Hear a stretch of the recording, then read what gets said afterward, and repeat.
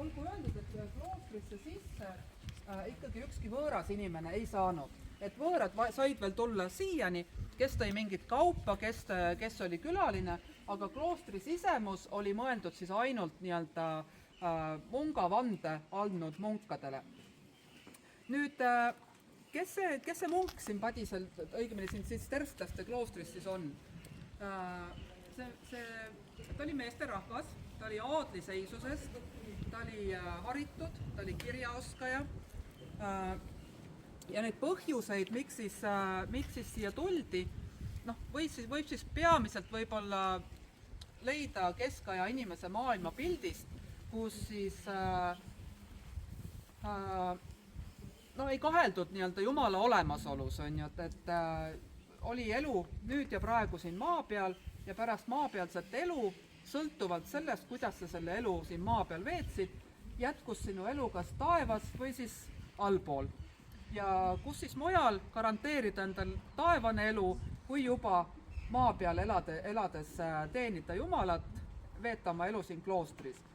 Aga me teame ju ka seda, et tsisterstlased on olnud ühed suurimad ristisõdade eest nii-öelda kõnelejad ja eks neid põhjuseid on palju teisigi, miks tuldi kloostritesse, et liikusid ju rüütlid ees ja nii-öelda kirik liikus järgi, on ju, et tihtipeale need mungad, need rüütlid, kes siis jõudsid sihtkohta, tegid oma töö seal ära, tihtipeale ka nemad suundusid kloostritesse elama, ja samamoodi pakkusid kirik ka siis indulgentse, et teed oma töö ära, et kirik saaks laieneda ja selle eest siis pakutakse tulla su perele seal pool aastat, aasta, siis pakub, et riik tuleb.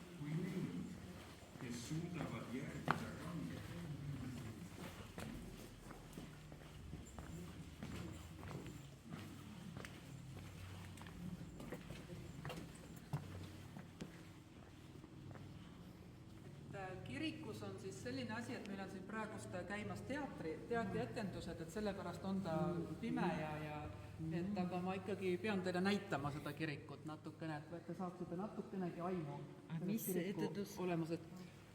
Ajateater teeb Taani printsi vaim, et apteeker Melchiori nii-öelda ainestel siis. Teatri pärast, et siin nii-öelda jah, et meil on siis juunikuus on 5 etendust, eile oli, täna on ja siis pärast jaanipäeva on veel etendused ja siis on augustis on veel 5 etendust. Et sellepärast on siin nii pime, et muidu tavaliselt meil ei ole nii pime siin. Aga lihtsalt ikkagi pidin teid tooma siia ka, et kui võimalus on natukenegi aimu saada ruumist. Aga kuniks kõik tulevad, et siis seal on lava, et praegu on seal lava, jah.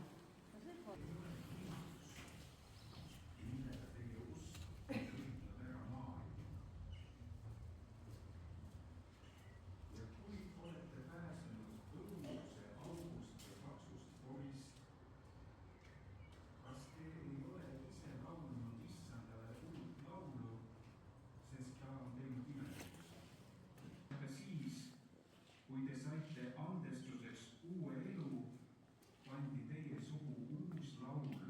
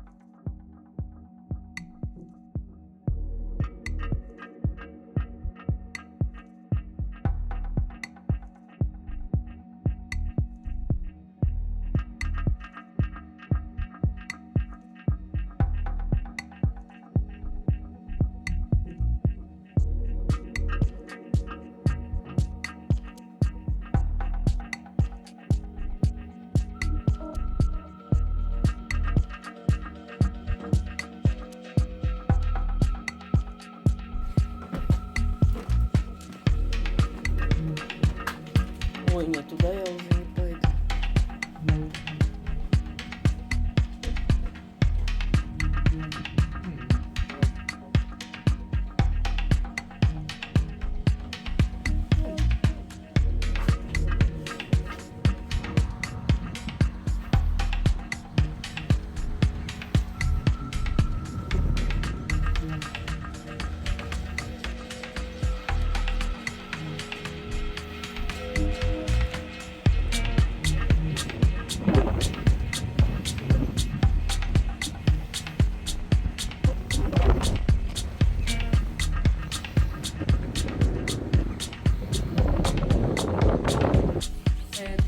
Ja siis see katusealune osa, et siis oli siis niisugune puhkeruum või siis ka söögiruum, ehk siis refektoorium.